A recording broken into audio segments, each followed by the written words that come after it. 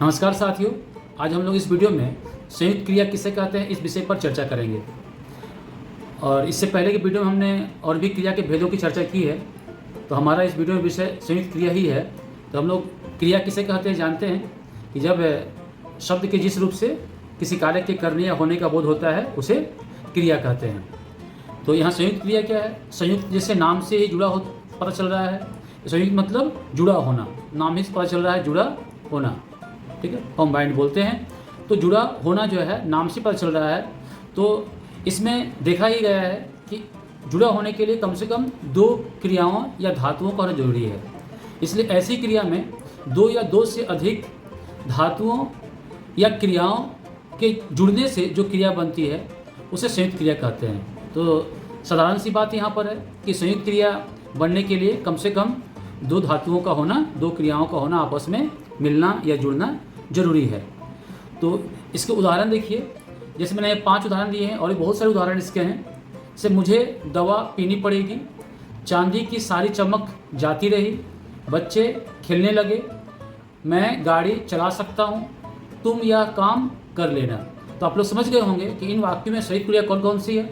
फिर भी बता रहा हूँ मैं, पानी पीनी पड़ेगी ये संयुक्त क्रिया है, दवा पीनी पड़ेगी तो पीनी पड़ेगी जो है वह संयुक्त क्रिया है, जाती रही यह भी संयुक्त क्रिया है, खेलने लगे यह भी संयुक्त क्रिया है, चला सकता हूँ तो चला सकता जो है वह संयुक्त क्रिया है, कर लेना ये संयुक्त क्रिया है। और प्रत्येक में देखिए कम से कम जो है दो क्रियाएं आपस में जुड़ी हुई है या मिली हुई है। तो यहाँ पर जो देखना हमें है कि कोई यदि एक क्रिया सिर्फ रहती है, एक क्रिया रहती है तो जो है वह संयुक्त क्रिया नहीं होगी।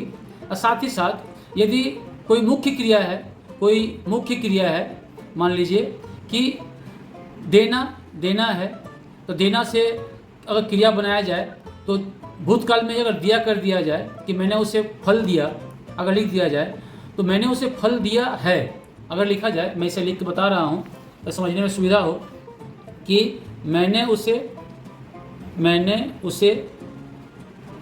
फल दिया, अगर ये देखा जाए तो यहाँ पर संयुक्त क्रिया नहीं है, या है भी लगा देते हैं तब भी ये संयुक्त क्रिया नहीं है।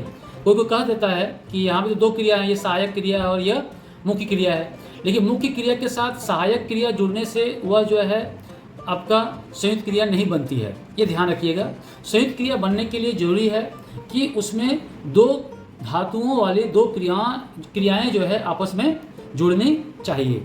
तो पहली क्रिया तो मुख्य क्रिया है, जैसे यहाँ पर पीनी पड़ेगी में पीना जो है वह मुख्य क्रिया है, जाती रही में जाती जो है वह मुख्य क्रिया है, आपका खेलने लगे में खेलने जो है यहाँ पर दोनों मिलाकर जो है वह मुख्य क्रिया है, चला सकता हूँ में चला मुख्य क्रिया है, कर लेना में कर मुख्य क्रिया है। लेकिन जो दूसरी क्रिया है पड़ेगी, रही, लगे, सकता, लेना, इसे क्या कहते हैं?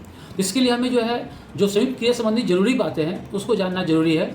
जैसे कहा गया है कि इसमें कम से कम दो क्रियाएं आपस में जुड़े होते हैं, ठीक है, तो जुड़ी होती है हो जाएगा, ठीक है, जो जुड़ी होती है, कम से कम दो क्रियाओं का आपस में या धातुओं का आपस में जुड़ना जरूरी है। दूसरा इसमें सवाल किया कि दूसरी क्रिया को क्या कहते हैं, तो पहली क्रिया को मुख्य क्रिया कहते हैं पहले, और दूसरी क्रिया को जो है सहकारी क्रिया कहते हैं। सहकारी क्रिया यानी कोऑपरेटिव जो होता है, कोऑपरेट करते हैं, इसको इंग्लिश में कहते हैं कोऑपरेट करते हैं, ठीक है। तो इसकी जो इंग्लिश होती है कोऑपरेट होती है। और ये जो क्रिया है जो है वो सहायक क्रिया है, हेल्पिंग वर्ब कहते हैं इसको, या ऑक्सिलरी वर्ब कहते हैं इंग्लिश में, ठीक है। तो दोनों में अंतर है। तो जब कोऑपरेट वाली क्रिया आएगी, ठीक है, सहकारी क्रिया आएगी मुख्य क्रिया के साथ, तभी वह संयुक्त क्रिया बन सकती है, अन्यथा वो नहीं बनेगी। इस बात का हमें विशेष ध्यान रखना है संयुक्त क्रिया पहचानते समय और लिखते समय, ठीक।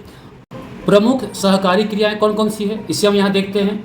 पढ़ना, होना, चाहिए, देना, लेना, उठना, पढ़ना 2 बार हो गया है, डालना, रहना, रखना, निकलना, चुकना, करना, भेजना, चाहना, आना, सकना इत्यादि।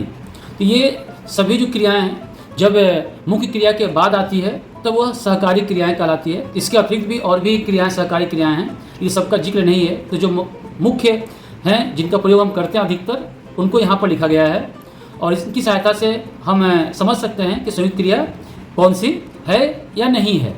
इसके बाद जो है हम लोग पढ़ेंगे इसके भेद, संयुक्त क्रिया के भेद। क्योंकि जब हम सहकारी क्रिया का प्रयोग करते हैं तो प्रयोग के अनुसार जो वाक्य का अर्थ होता है वो बदल जाता है। तो जो अर्थ बदलता है उसके आधार पर ही संयुक्त क्रिया का भेद होता है, जो हम अगले वीडियो में पढ़ेंगे। तो इस वीडियो में आज इतना ही। धन्यवाद।